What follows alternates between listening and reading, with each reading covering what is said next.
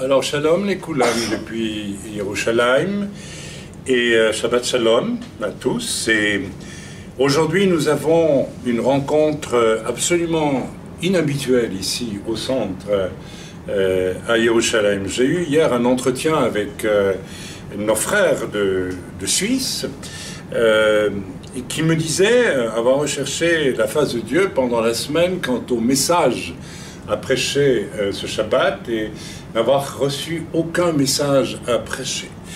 De la même façon, moi-même, je suis habitué au cours de la semaine, dans des moments de prière simples, recevoir une direction toujours très claire quant au message à prêcher au cours de la réunion de Shabbat. Et au cours de cette semaine, même phénomène, je n'ai pas reçu de message. Alors, je n'ai pas été troublé en me disant, bon, ben, ça viendra, n'est-ce pas, le mardi, je n'avais pas, le mercredi, je n'avais pas, le jeudi, je n'avais pas, ça viendra le vendredi. Et puis, s'il faut, ça viendra même le samedi matin. Et jusque ce Shabbat matin, samedi, eh bien, non, pas de message à prêcher. Alors, je me suis questionné en fin de semaine et j'ai compris. J'ai compris puisque le Seigneur m'a montré que ce samedi serait un samedi noir en France. Et que le Seigneur nous demandait, en lieu et place de prêcher, de changer notre réunion en réunion d'intercession, de prière pour Yerushalayim. C'est la raison pour laquelle nous avons revêtu nos talit et nous les revêtons pour prier ici. J'expliquerai un jour pourquoi nous le faisons. C'est pas du tout dans un but judaïsant. C'est un paradoxe de parler de judaïser pour nous qui sommes juifs, mais qui sommes tous juifs ici, tous. Et c'est pas ça, mais j'en parlerai une autre fois, mais je pense que le Seigneur l'a voulu ainsi pour marquer une solennité. Alors nos frères en Suisse ont compris aussi et ont changé leur culte en réunion de prière. Nous avons écrit à nos frères et sœurs au Togo qui ont décidé de se joindre à nous aujourd'hui aussi. Donc voilà, il y a un mot d'ordre qui a été lancé dans nos communautés, et puis en France aussi, tous nos contacts qui font partie de l'œuvre ont reçu aussi l'invitation à la prière. Donc Togo, France, Suisse, Israël, les membres dans l'œuvre, en tout cas, ont reçu tous la direction, confirmée par le Seigneur, à peu près partout, eh bien qu'il nous fallait consacrer cette journée à la prière aujourd'hui pour la France. Je vais donc vous lire. Alors, nous ouvrirons la caméra, nous l'avons ouverte d'ailleurs pour cette introduction, et puis nous la fermerons après l'introduction et nous commencerons à prier en fonction des directions que Dieu nous a données, car Dieu nous a donné 3 directions claires, et je vais donc les énoncer dans quelques moments. Ensuite, si jamais nous recevons des choses absolument nécessaires à communiquer, nous ouvrirons à nouveau la caméra et nous les communiquerons au cours de la journée. Donc vous allez avoir droit à, n'est-ce pas, quelque chose de spécial, n'est-ce pas, que vous recevrez à travers le mail et sur le site aussi. Je vous lis le message que j'ai déjà envoyé sur tous nos listings, n'est-ce pas, la France appelle à l'intercession. Ça a été envoyé hier, je pense, hier soir. Chers tous, ce matin, alors écoutez bien parce que l'esprit prophétique est là, et le Seigneur nous parle tantôt d'une façon, tantôt d'une autre. Et le Seigneur vient de m'a parlé fortement, et c'est ce qui m'a décidé d'ailleurs à transformer ce Shabbat, ici à Yerushalayim, en réunion de prière toute la journée pour la France actuellement. C'est un événement qui a eu lieu, dont j'ai été averti avant-hier, je pense, ou hier matin.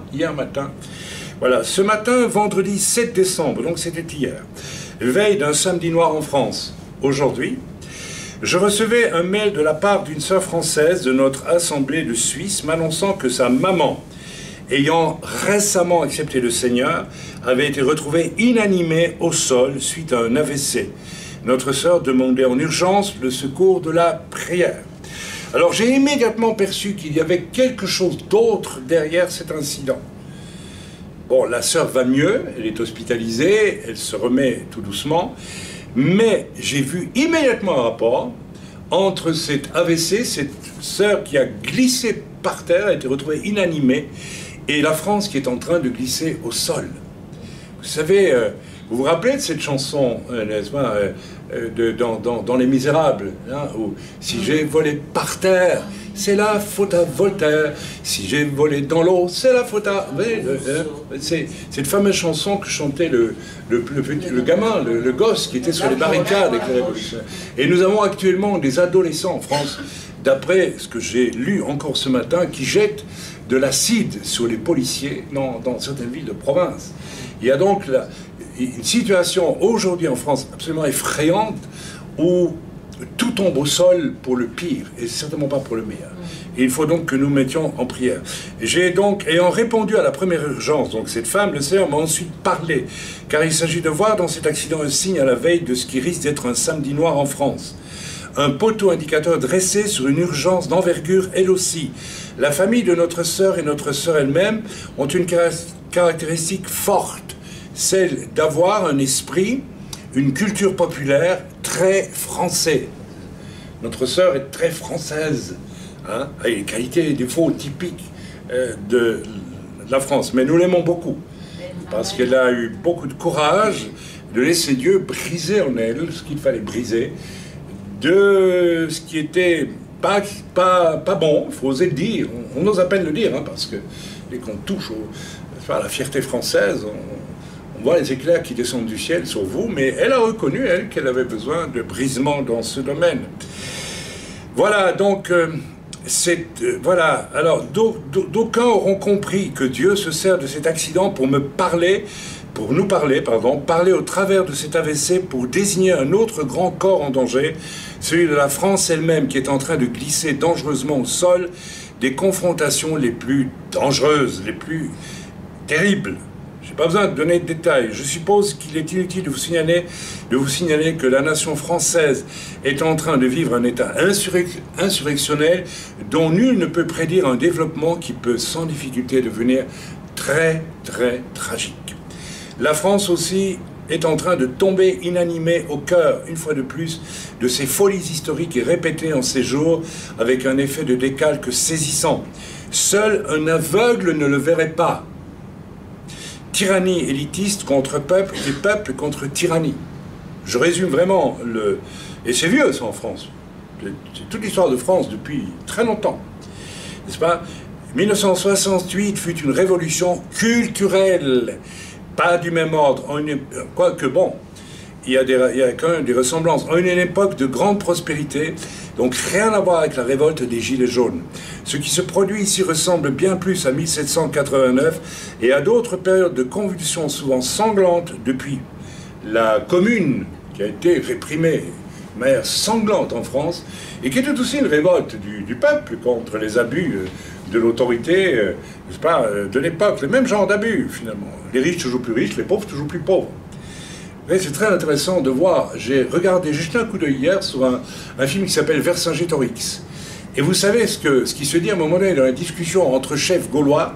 Oui, on est dans un système avec les Romains où les riches sont toujours plus riches et les pauvres toujours plus pauvres. C'est quand même étonnant que c'est pas nouveau ce problème. Qu'on ne rencontre pas nécessairement sous toutes les latitudes. On dirait qu'il y a là un phénomène typiquement gallo-romain et français depuis des siècles. Et chaque fois, n'est-ce pas, c'est ce qui provoque des éruptions terribles dans ce pays. Ok, voilà. Ce qui se produit ici ressemble bien plus à 1789 et à d'autres périodes de convulsions, souvent sanglantes, depuis. Je ne me lancerai pas dans une étude détaillée de l'histoire de France ici pour tenter de mieux comprendre.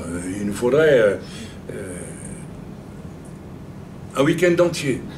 Mais après tout, les Français connaissent leur histoire, et moi qui ne suis pas français, je la connais un peu, donc je suppose que les Français la connaissent quand même autant que moi, et j'espère mieux que moi. Mais retenons, en tant que croyants, que ce qui se joue en ce moment, est surtout un réceptacle de malédictions et jugements. N'oubliez pas cela, mes amis.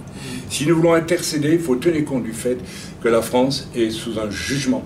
Et que chaque fois qu'il y a des convulsions en France, ce sont les jugements de Dieu qui s'abattent sur quelque chose qui s'est fait et qui n'a pas été amené à la repentance, tout simplement. Je ne rentrerai pas dans les détails ici. Nous savons très bien que depuis, n'est-ce pas, les 4 siècles de persécution des chrétiens réformés protestants en France, avec tout le charroi de viols, de violences, de déportations aux galères, de massacres, etc., eh bien, la France est entrée dans un schéma de jugement. Parce qu'avant ces 4 siècles-là, c'est 4 siècles à peu près, hein, depuis, dès François Ier, hein, jusqu'à... et en arrivant à Louis XIV et au-delà, je pense un peu au-delà, bien largement au-delà. Avant cela, il y a eu le massacre des Vaudois, la persécution des Vaudois, premier grand réveil chrétien évangélique de la France, au Moyen-Âge, dans les années 1200, si je me souviens. Et avant ça, encore les cathares, dont on peut discuter la doctrine, mais était-ce une raison pour les massacrer? Je n'en suis pas si sûr, pas sûr du tout même. Amen. Il est donc urgent de prier pour la France. Je ne sais si la nation peut se relever de ces mots répétés au cours des siècles et une fois encore réactualisés, mais je ressens avec évidence, 1, qu'il est prêt, il est à présent urgent de prier. Et c'est pour cela que nous allons prier. Si l'Esprit de Dieu nous conduit à prier pour que la France connaisse une repentance, mais vous savez... je crois qu'on a beaucoup prié au cours des siècles pour que les dirigeants français se repentent, mais je ne sais pas si on a vu beaucoup de repentance, ou alors des petits affleurements de repentance. Hein. Chirac qui a reconnu que la France avait collaboré avec les Allemands pour déporter les Juifs. Mais vous savez, c'est un épiphénomène, c'est pas... Voilà. Il est à présent urgent, donc, 1, de prier pour un maximum d'âmes à venir au salut en France. C'était d'ailleurs... le thème de notre présence en France ces 4 derniers mois, rappelez-vous. Le dernier message que j'ai envoyé avec la lettre de nouvelles que j'ai envoyée récemment s'intitulait « Urgence, urgence, urgence, état d'urgence hein, », etc. Rappelez-vous. Et c'était clair, j'ai ressenti depuis 2-3 ans quelque chose se préparer en France, je l'ai dit aussi dans la lettre de nouvelles, et finalement, le Seigneur nous a montré de passer 4 mois en France, dans le but de croire, eh bien d'amener des âmes au salut, c'est tout. C'est la chose la plus importante que l'on puisse faire, d'abord et avant tout. Alors, nous obéirons au Seigneur, nous allons donner la priorité de notre prière à cela. Le Seigneur ne nous a pas dit de commencer à intercéder pour déboucher les puits de réveil, de ceci, de tout ça. Non, mes amis, le Seigneur ne nous a pas dit ça. Vous savez, on passe tellement de temps à se croire très très spirituel, tout en passant à côté d'un païen qui va en enfer. Alors, notre priorité à nous, depuis pas mal de temps, eh bien, c'est, que ce soit en Suisse, soit ici et ailleurs, au Togo, c'est les âmes à sauver. Le reste, ça vient après. Ok? Les discours intelligents, ça vient après. Par contre, le salut des âmes à côté de nous, ça nous paraît beaucoup. Nous ne voulons pas être comme ce Lévite et ce Cohen qui passe à côté de l'homme misérable, battu à mort sur la route, n'est-ce pas? Et à côté desquels il passe. Non, mais j'ai des choses plus importantes à faire. La chose la plus importante, c'est sauver ton frère qui est à côté de toi, l'humain qui est à côté de toi et qui est en train de mourir. Ça, c'est important. Donc, nous allons prier pour cela. Le deuxième point pour lequel nous prierons aujourd'hui, il y en a 3. Dans un deuxième temps, nous prierons désormais pour la protection des croyances évangéliques et messianiques, nos frères et sœurs qui pourraient très vite s'offrir comme boucs émissaires idéaux dans un contexte troublé. J'explique. Néron, le despote, tout le monde connaît Néron, a fait cela avec les chrétiens de Rome pour détourner l'attention du peuple de ses folies. Il a donc accusé les chrétiens d'avoir mis le feu à Rome, et il a donc cherché un bouc émissaire, alors qu'en fait, tout le désignait comme responsable. D'accord? Et ce fut une stratégie souvent répétée au fil des âges en maint lieu. Tous les pouvoirs dictatoriaux, et tout semble montrer qu'il y a un état d'esprit dictatorial. Nous n'allons pas critiquer, nous constatons.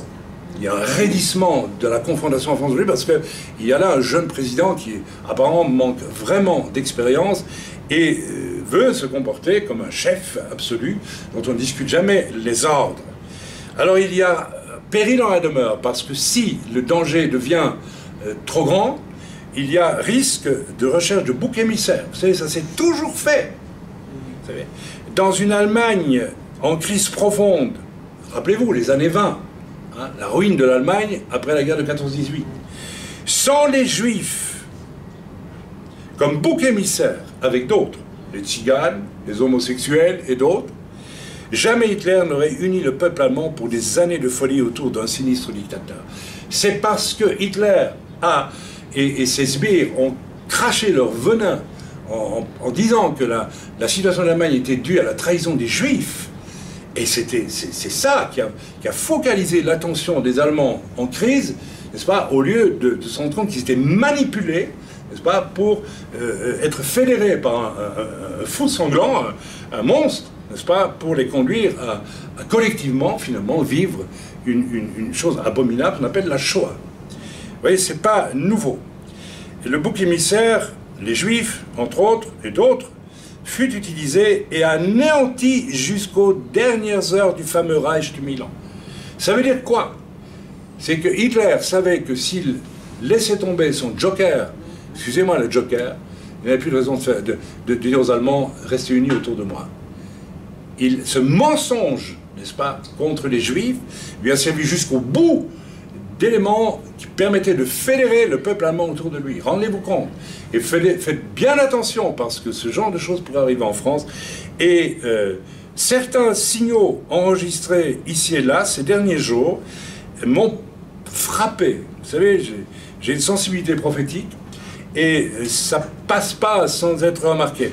Eh bien, ces signaux enregistrés ces derniers jours semblent indiquer que pour établir un certain ordre dans une France en décomposition identitaire et autres, ce joker terrible pourrait bien ressortir. N'oubliez pas, c'est un classique et vous en retrouverez la trace dans toute l'histoire des peuples. Je pourrais vous parler de Staline, je pourrais parler de tous les dictateurs. Si la France sombre dans le chaos et qu'un dictateur prend le pouvoir, il lui faudra un bouc émissaire. Alors le bouc émissaire, il est désigné, mes amis. Okay, les évangéliques avec les messianiques et qui sait d'autres minorités pourraient bien rapidement payer le prix au travers d'une persécution. On orienterait l'attention des gens sur ces gens-là, nous, évangéliques et messianiques, qui sommes une minorité en France et qui ne sommes pas aimés du tout. Ok? Les évangéliques, voilà, il suffirait que le chaos français amène au pouvoir une dictature, ce qui y ressemble déjà dans les humeurs jupitériennes d'un certain président actuel. Et il ne faut pas non plus négliger les œuvres de coulisses de pouvoirs financiers internationaux et ténébreux dans ce scénario de trouble.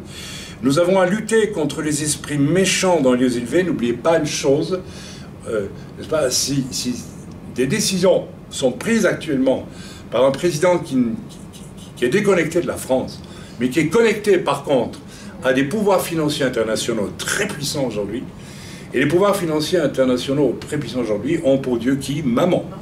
Ce n'est donc pas un hasard si j'ai été conduit à prêcher mes 2 derniers messages sur ce sujet de l'argent. Maman.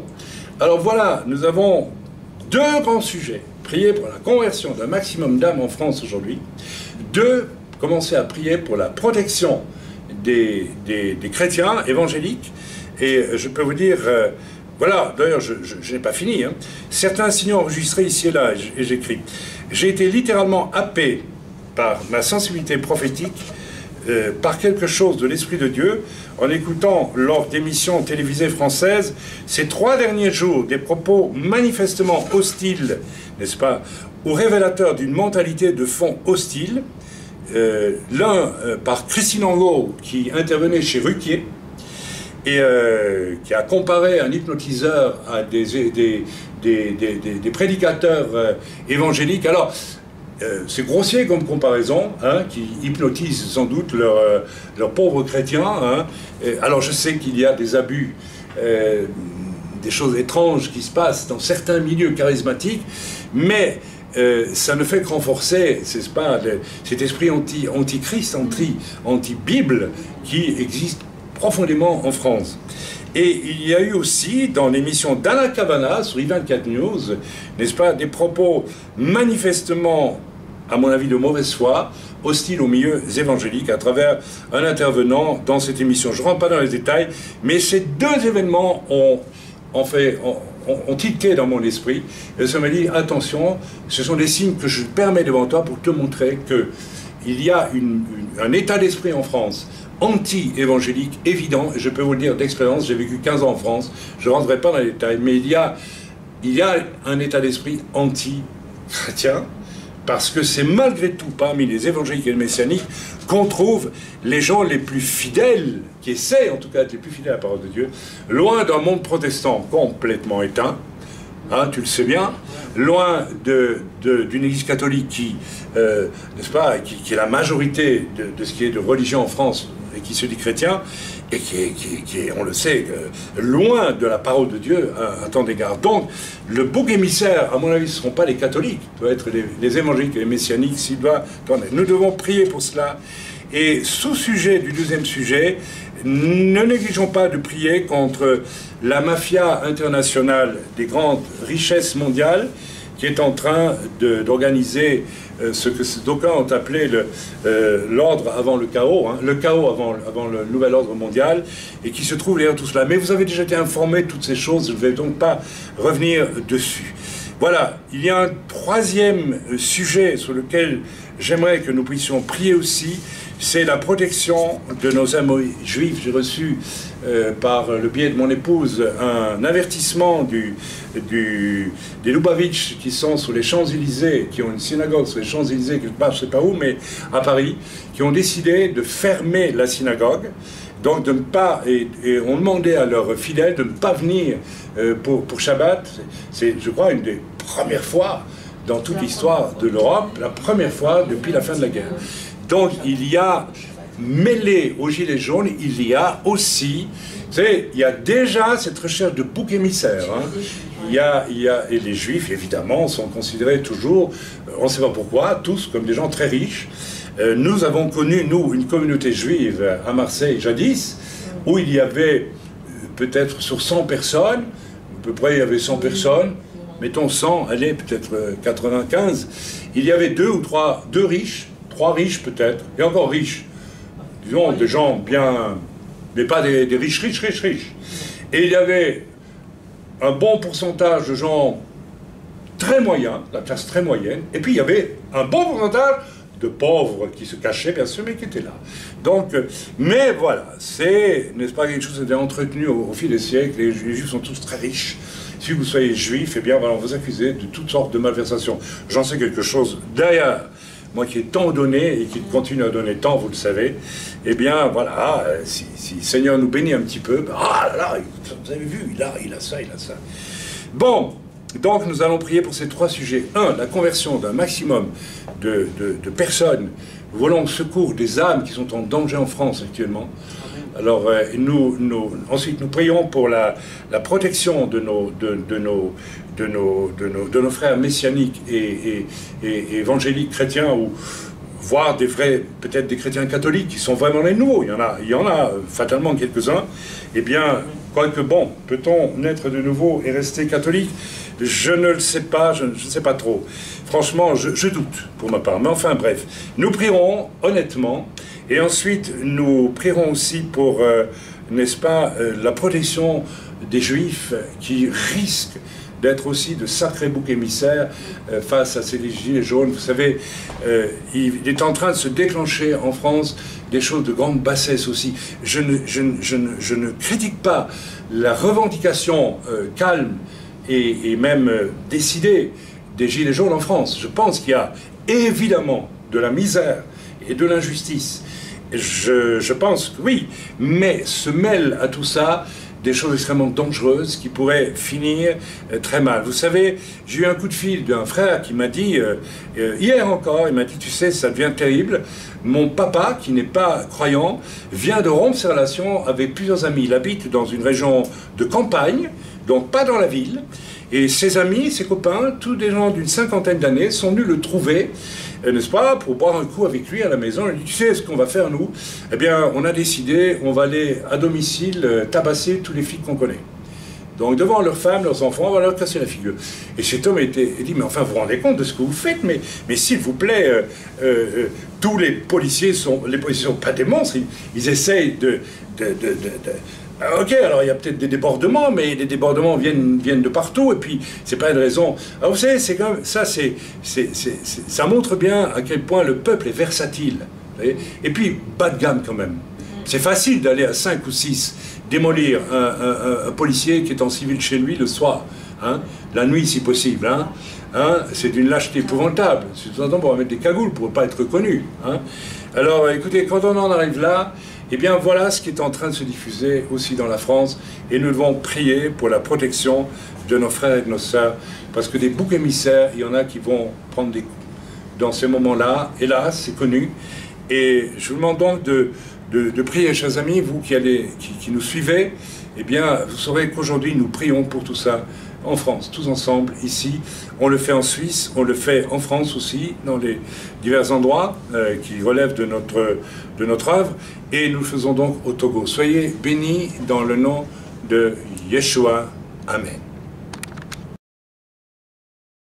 Voilà, shalom les Koulam, nous voici donc, comme on dit au Canada, rendus à la fin de notre réunion. Il est 16h l'après-midi, donc depuis ce matin jusqu'à cet après-midi 16h, nous avons fidèlement prié pour les divers sujets que le Seigneur nous avait proposés, à savoir l'urgence de prier pour qu'un maximum d'âmes viennent au Seigneur. Alors, je n'ai eu qu'un regret pendant qu'on priait, c'est de ne pas avoir filmé toute notre réunion, parce que finalement, vraiment, l'Esprit de Dieu nous a conduits de façon formidable. Nous avons vraiment reçu, à la fois prier, par exemple, pour que l'Esprit de Dieu saisisse certains manifestants, en plein milieu je m'en souviens, mais ça est venu très fort dans mon esprit, et puis dans le vôtre aussi, je crois, pour que saisisse l'esprit de manifestants, pour les convaincre que ce qu'ils font là, certains en tout cas, avec la haine, de la colère, tout ça est vain, et qu'ils soient comme vidés de leur force, et puis qu'ils aient une espèce de retraite en arrière d'eux-mêmes, et un recul pour peut-être pleurer et dire mais Dieu, si tu existes, tu pourrais faire en sorte que tout ça cesse, c'est pas possible. Et nous avons reçu aussi qu'il y avait des chrétiens parmi les policiers qui sont chargés de faire l'ordre et qui puissent être utilisés par Dieu aussi, en priant par exemple pour les manifestants, même intérieurement, secrètement. On a reçu beaucoup de choses, énormément de choses, et on ne peut pas tout résumer ici. On a reçu, je ne sais pas, je peux pas, on a prié aussi pour la protection des chrétiens et des juifs messianiques en France, parce qu'il vient un temps de persécution. Hein, je ne vais pas dire tout ce qu'on a reçu, on a reçu énormément de choses. Et puis peut-être des choses qu'il ne faut pas nécessairement diffuser grand public, parce qu'elles elles relèvent des stratégies de Dieu. Et voilà, donc là peut-être effectivement que c'était bien de ne pas les donner, mais là aussi. Et nous avons finalement prié pour nos frères juifs, qui aujourd'hui ont fermé par exemple sur les Champs-Élysées la synagogue Lubavitch, parce qu'il y avait crainte de... Voilà, hein. Et là, nous avons reçu qu'il fallait que nos frères acceptent l'idée que le temps était venu de quitter la France, massivement, qu'ils le veuillent ou non, ils doivent sortir, ils doivent revenir ici en Israël, et que Dieu ne desserrerait pas l'étau. Voilà, il y a un temps dans la Bible, on connaît le fameux passage de Jérémie 15-15, je pense, hein, qui nous dit « J'enverrai des pécheurs », c'est-à-dire des gens qui vont prêcher, qui vont parler du fait de quitter les nations pour entrer en Israël. Alors ça, on a ça depuis des décennies maintenant, un peu partout dans le monde. Hein, il y a des organisations de toutes sortes qui œuvrent pour cela. Et il est écrit ensuite, puis j'enverrai ensuite des chasseurs. C'est-à-dire, la pêche, c'est un sport relativement calme, enfin oui, si je veux dire, parce que la chasse, c'est violent, c'est sanglant. Et voilà, et le temps des chasseurs est là, et donc nous avons reçu clairement que ça ne va pas diminuer d'intensité, ça va au contraire croître, et nous avons reçu des confirmations par rapport à toutes sortes de choses qui ont été reçues pour ce temps difficile, il y a déjà 20-25 ans, lorsque nous étions en France. Je n'en dirai pas plus, parce qu'il ne faut pas, n'est-ce pas, tout dire, mais donc nous avons même reçu que des juifs messianiques de France vont aussi devoir fuir la France, parce qu'ils sont juifs. Et voilà, nous avons prié pour que, n'est-ce pas, le corps ici puisse les recevoir dignement quand ils reviendront. Et nous sommes donc bien ouverts et disposés à les recevoir, non pas pour faire grandir les rangs de notre œuvre ici, pas du tout, mais vraiment pour les recevoir en tant que frères et sœurs qui seront dans la difficulté. Et je voudrais les encourager, s'ils écoutent ce message aujourd'hui, en sachant une chose, c'est que lorsque nous avons fait l'Aliyah avec mon épouse, nous n'avions rien. Ce qui s'appelle, mais rien. Nous avions un seul soutien, de France qui s'élevait à un montant de 150 francs français. Je dis des francs, ce qui fait environ, divisé par 6, combien en euros aujourd'hui? Ça fait 40 euros. 40 euros. Ah non, 600 euros. Mais non, voilà, alors 150 francs fait 600 euros. Alors, c'est un ancien ingénieur qui nous dit ça. Alors là, vraiment, c'est la réunion de prière qu'il a épuisé, j'imagine. Enfin, vous faites 150 divisé par 6. Une trentaine d'euros. Ça fait combien? Une trentaine d'euros. Une trentaine d'euros par mois, plus ce qu'on appelait le salklita, donc qui nous permettait de faire la LIA. C'est vraiment rien, mais rien du tout. Nous ne sommes pas avec une voiture, rien. Et je reste stupéfait de voir combien le Seigneur nous a bénis et nous a pourvus pour nos besoins de famille et même les besoins pour l'œuvre, de façon récurrente. Alors, il faut refaire des exercices de multiplication correcte, de division, hein, Yaakov, et pas... Bon, c'est un ingénieur, hein, vous voyez à quoi ça conduit. Hein. Alors, il n'y a pas que le président de la République française qui a été formé par les élites de l'ENA et qui est complètement déconnecté de la réalité. Ça semble être la maladie de pas mal d'intellectuels dans ce temps particulier. Hein, des ingénieurs qui confondent soustraction et multiplication. Hein. Tu me feras une page de multiplication et une page de soustraction pour samedi prochain. Alors, Elisheva a reçu... Non, c'est Jérémie 16, 16. Ah pardon, c'est Jérémie 16, 16, me dit Elisheva. Et moi aussi, je ne suis pas très fort en maths, et c'est pas Jérémie 15, 15. Donc voilà, nous avons prié.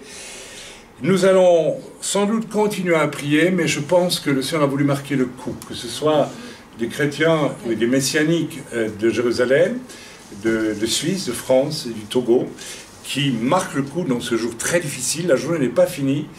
Le pire est sans doute à venir sur Paris. Nous avons suivi un peu les informations.